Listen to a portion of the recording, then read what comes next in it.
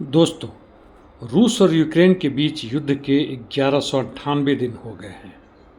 दक्षिणी युद्ध क्षेत्रों में सबसे पहले कर्सों में देखते हैं, वहाँ पे दोनों की तरफ से भारी मात्रा में ड्रोन्स और आर्टिलरी का इस्तेमाल एक दूसरे के खिलाफ हो रहा है।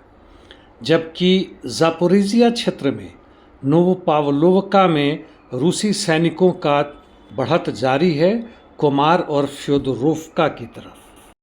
काफ़ी समयों के बाद रूसी सैनिकों ने फिर से निप्रो एनर्जिया की तरफ, जो कि मोक्री याली नदी की तरफ है, बढ़ना शुरू किया है। और दूसरी तरफ वहाँ का हाईवे जो N15 के नाम से जाना जाता है, वहाँ से पेरेबू, लोवो और याल्टा की तरफ बढ़ रहे हैं। यानी दूसरी तरफ ये ओलेक्सिवका और वोल्चाया नदी की तरफ बढ़ रहे हैं, यानी यहाँ से वह निप्रो पेट्रोवस्क राज्य की तरफ बढ़ेंगे। अब सटे हुए पूर्वी क्षेत्र में आते हैं। रूसी सैनिकों का बढ़ना जारी है। कोटल्यारिवका और दूसरी तरफ उडाकने, उस पे निवका तथा बोहाद्यनिवका के दक्षिण में भी। और पूर्व में आए तो रूसी सैनिक यहाँ से बढ़ रहे हैं कोप्तेवो के उत्तर पश्चिम में शेवचेंको फर्स्ट की तरफ, और दूसरी तरफ पोल्तावका और रूसिनयार की तरफ। और पूर्व में आए तो ये जोर्या, याब्ल्यूनिवका और मालिनिवका की तरफ बढ़ रहे हैं। टोरेस्क में आने से इनका बढ़त लगातार टोरेस्क के उत्तरी क्षेत्र में और हाल फिलहाल में उसके दक्षिण पश्चिम में भी बढ़ रहे हैं। चासिव यार सिवेर्स क्षेत्र में परिवर्तन मुख्य रूप से चासिव यार में हो रहा है, जहां उसके केंद्र में और उसके दक्षिण स्टुपोचकी की तरफ जबरदस्त लड़ाई जारी है। यूक्रेन के पूर्वोत्तर क्षेत्र में यानी खार्को दिशा में जाएं तो नीचे से आते हैं तो लाइमान या टॉर्स्की के क्षेत्र में रूसी सैनिकों का बढ़त टॉर्स्की के जो उत्तर में था वह रुक सा गया है, और यहाँ एक फिश फार्म जो जगह था, खाली जगह था, यूक्रेनियन सैनिक फिर से वापस आ गए। और भी पूर्व में जाएं उत्तर में तो यहाँ पे रोड को दूब में जबरदस्त लड़ाई जारी है, जो माकिवका के पश्चिम और दक्षिण पश्चिम में है, और वहाँ पे तकरीबन रूसी सैनिकों का कब्जा है। और जोलिना डोलिना को घेरने की कोशिश जारी है।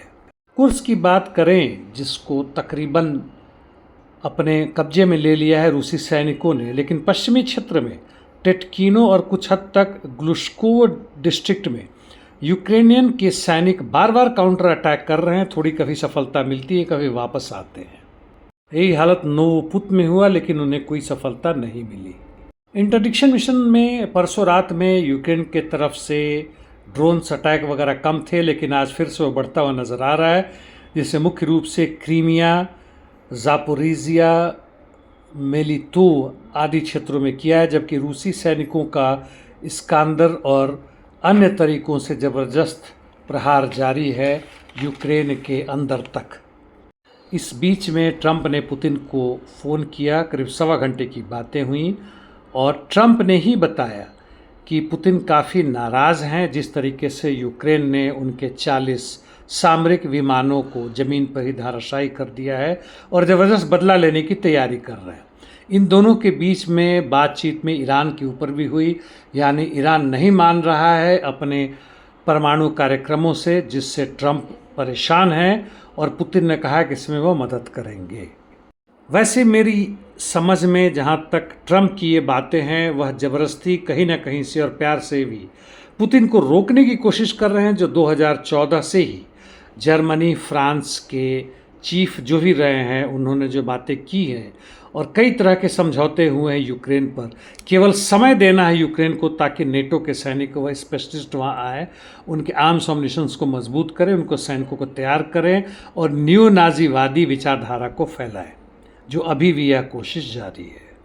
रूस के सिक्योरिटी काउंसिल के सेक्रेटरी सर्गेई शोइगु जब नॉर्थ कोरिया पहुँचे तो किम जोंग उन ने उन्हें पूरी तरह से आश्वस्त किया कि जो भी बन पाएगा यूक्रेन के युद्ध में यूक्रेन के खिलाफ, वह मदद करेंगे। जबकि नेटो के सेक्रेटरी जनरल रुट्टे फरमाते हैं कि यूरोपियन यूनियन के देश यदि नेटो में खर्च को नहीं बढ़ाते हैं, पैसा नहीं देते हैं जनता को लूट कर, तो यहाँ की जनता रूसी भाषा सीखने लगेगी, क्योंकि रूस इनके ऊपर आके अधिकार कर लेगा। इनके ज़बान से युद्ध युद्ध और युद्ध ही निकलता है। आज के लिए इतना ही दोस्तों, कल फिर मिलेंगे। धन्यवाद।